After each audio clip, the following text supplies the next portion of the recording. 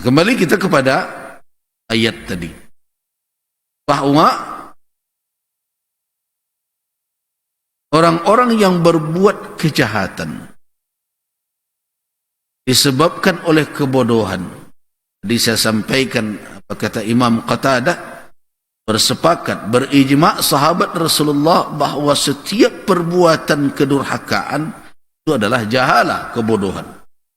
Karena itu setiap yang berbuat kemaksiatan itu jahil pada hakikatnya. Di mana tingkat kejahilannya?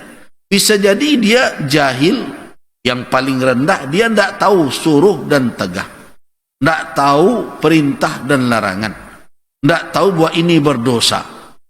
Nah, orang yang seperti ini kalau segera bertaubat, Allah Subhanahu wa taala yatub, memberikan taubat kepada orang tersebut. Artinya menerima orang itu kembali kepada Allah Subhanahu wa taala. Karena makna taba yatubu bermakna apa? Anaba yanunaba yanubu. Artinya raja'a kembali. Nah, orang yang seperti ini akan mendapatkan apa?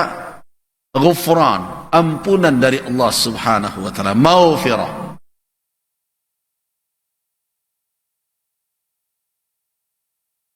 Nah, itu paling rendah. Yang tingkat berikutnya, dia tahu itu adalah terlarang, tapi dia lakukan. Bisa jadi disebabkan kejahilannya akan akibat yang akan dia terima kelak.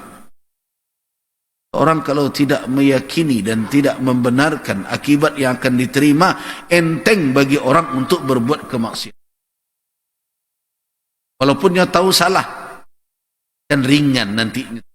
Nah, orang yang memandang bahwa akibat dari perbuatan maksiat itu ringan, itu tandanya dia jahil, tidak tahu hakikat dari pembalasan Allah Subhanahu wa taala. Padahal Allah telah mengingatkan berulang kali, innallaha syadidul iqab. Yang tidak diyakini. Artinya apa? Allah akan menghukum dan hukuman Allah itu syadid. Sangatlah dahsyat. Tahan syahwatnya dengan kelezatan duniawi. Tahan syahwatnya dengan kelezatan duniawi.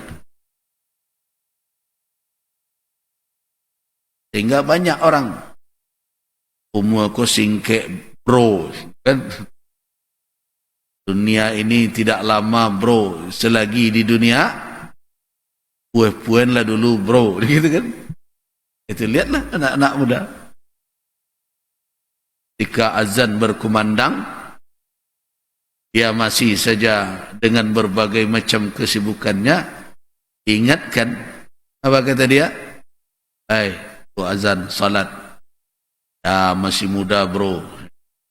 Ntar kalau sudah tua, baru kita menjadi penghuni masjid, berbagai macam. Nah, dia tidak bisa menahan godaan. Ini adalah salah satu bentuk jahalah, kejahilan. Di mana dia lebih mengutamakan nikmat faniyah, nikmat yang fana dibandingkan dengan nikmat yang abadi. Padahal apalah kesenangan sekejap itu, kalau akan berakibat nanti kesengsaraan yang berkepanjangan. Nah, para sahabat ketika mereka telah keluar dari kejahiliahan, kan tampak apa contoh bagaimana mereka memilih kelezatan akhirat itu lebih utama dibandingkan dengan kenikmatan duniawi. Ingat kasus pengharaman khamar. Ketika mereka bertanya tentang khamar, yas'alunaka 'anil khamri wal maisir, apa jawaban Allah?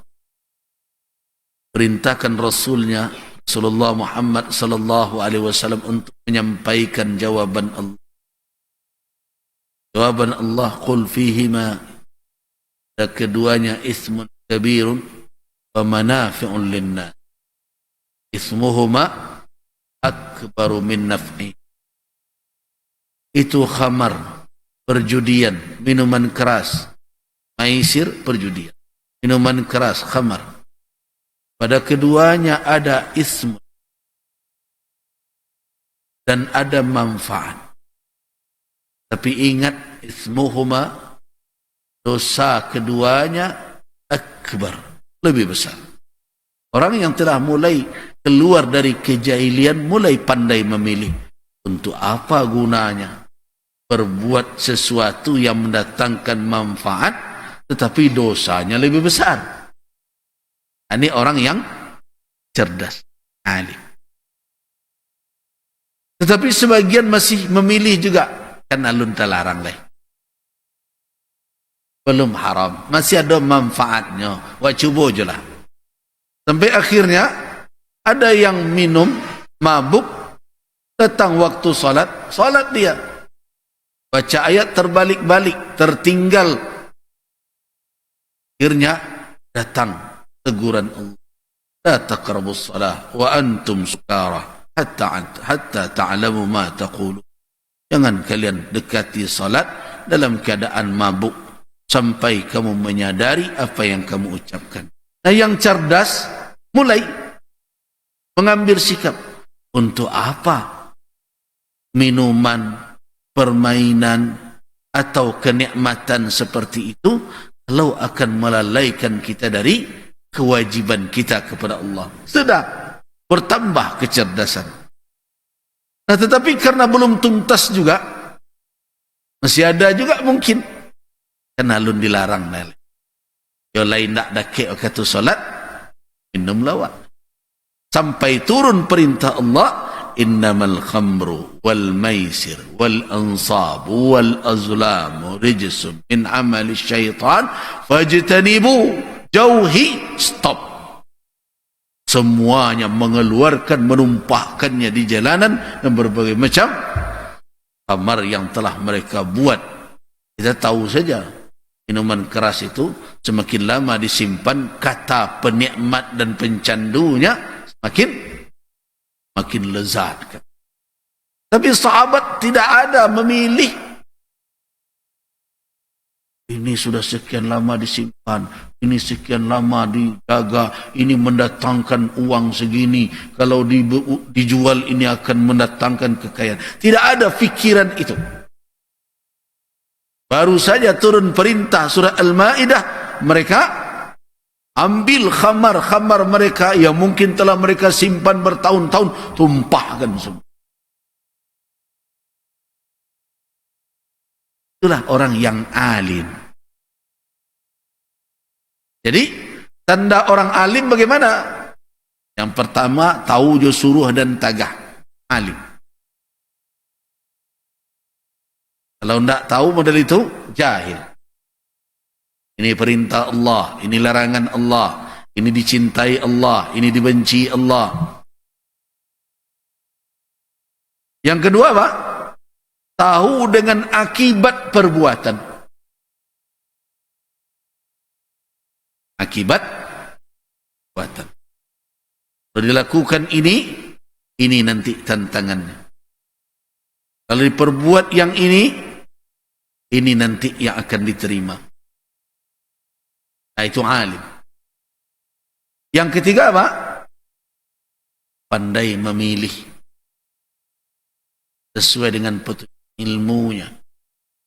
Mana yang mendatangkan kebahagiaan yang hakiki, mana yang hanya sekedar godaan kenikmatan sementara. Nah, 3 indikasi itu yang perlu hadir. Tahu dengan perintah dan larangan. Tahu dengan akibat perbuatan. Kemudian yang ketiga, pandai memilih sesuai dengan pengetahuan tadi, mana yang akan membawa keselamatan yang abadi, mana yang hanya sekedar godaan kenikmatan fana sementara.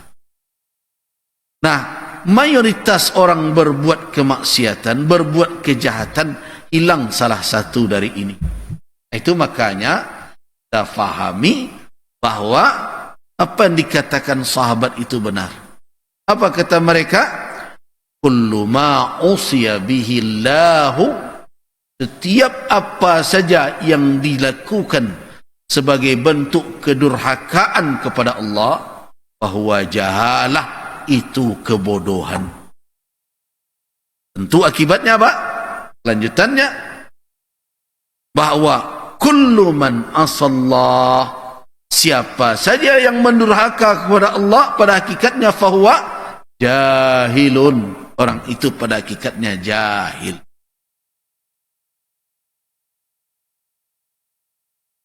Nah, kalaulah termasuk kelompok nan jahil, siapa komandannya kira-kira? Ya abunya, Abu Jahal. Jadi hati-hati. Abu Jahal itu di kalangan orang Quraisy siapa panggilannya? Abul Hakam. Bukan Abu Jahal. Di kalangan kelompok dia, Abu Jahal itu orang terpandang, orang terhormat. Siapa dipanggil orang? Abul Hakam. Hakam itu apa? Hakim yang ahli menyelesaikan perkara. Dia bapaknya. Menurut kelompoknya, Abul Hakam. Tetapi di kalangan kaum muslimin dialah Abu Jahal. Kenapa? Karena dia jahil dengan yang tiga tadi. Jadi jangan dikatakan bahwa dia tidak faham, tidak mengerti, tidak tahu. Dia tahu. Tetapi yang paling parah adalah tiga. Yang ketiga, dia memilih kenikmatan sementara di dunia, kebanggaannya, kehormatannya dibandingkan dengan akhir. Thumma yatubuna min qarib, kemudian mereka taubat dalam waktu dekat. Nah, ini nanti yang dijelaskan pada ayat berikutnya, walaisatit taubah. Nah, ini yang kita lanjutkan. Walaisatit taubatu lilladzina ya'maluna as-sayyi'at. Perhatikan di atas pada ayat 17, ya'maluna as-su'.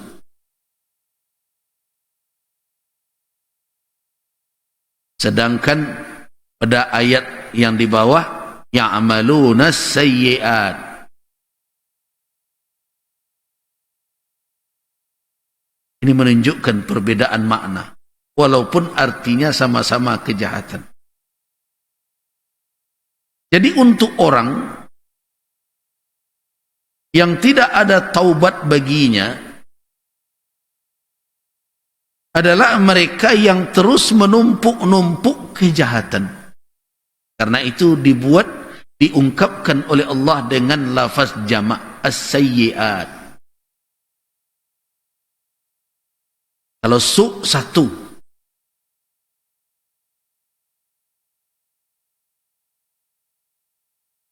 dan ada yang mengatakan su' itu berbeda dengan sayyi. Yang jelas, ketika Allah katakan walaisatit taubatu lilladzina ya'maluna sayyi'at, itu menunjukkan bahwa orang yang terjerembab ke dalam perbuatan jahat sering tidak berhenti pada batas tertentu. Jadi hati-hati dengan kejahatan. Kejahatan itu menyeret orang untuk tenggelam ke dalamnya. Jadi sekali babuk jahit akan mengiring di belakang itu su' demi su', jahat demi jahat. Dan itu sama dengan duto. Makanya Nabi ingatkan kan, iyyakum wal kadhib fa innal kadhiba yahdi ilal fujur. Aku peringatkan kepada kamu sekalian kebohongan. Kenapa? Karena kebohongan itu membuat orang menjadi fajir. Apa makna fujur? Melampaui batas. La yazalu yakzib. Dia akan terus berdusta, berbohong Sampai nanti pada titik tertentu dia mendapat predikat apa? Kadzab, pembohong besar. Kenapa demikian? Coba renungkan. Kalau ada lagi ni, kawan misalnya tak tiba ngaji, kamu biasa jawab, tu ditanya, aku tak datang petang, badutonya, ya kecen, oh damam.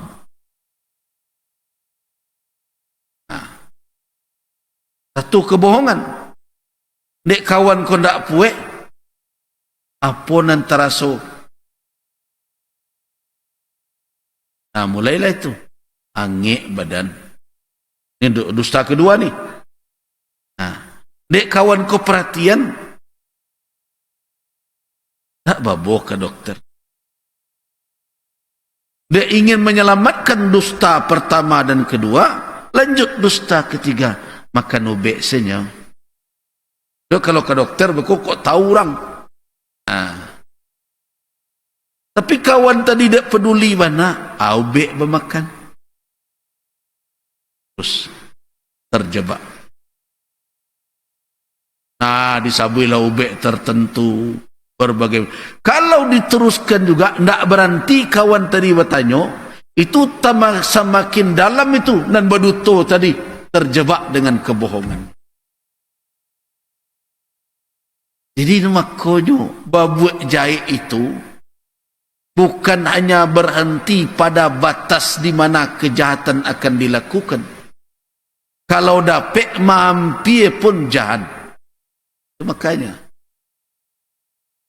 suatu kejahatan tak usah mendakik-dakik.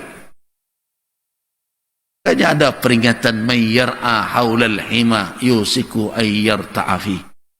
Kalau ada orang yang mengembala binatang ternaknya di sekitar daerah larangan, ada padang rumput yang dilarang, tidak boleh di situ digembalakan, itu dibawa kambing ke situ. Itu tidak akan selamat gitu. Pak A mengendalikan kambing tu, dan jauh ketujuh dia. Makanya kalau ada perbuatan jahat, jangan buat pengaman kita di pinggirnya. Hanya di dalam syariat, orang harus waspada dengan kejahatan, jauhkan dirinya, la taqrabu, jangan dekati. Makanya di dalam syariat kita ada saddal lidzari'ah, menutup jalan menuju kepada kejahatan. Jadi jalan menuju ke kejahatan saja kok dapat, hindarilah. Jadi orang yang ingin menjaga dirinya di dunia ini, tak usah bermain-main di tepi jurang. Kenapa?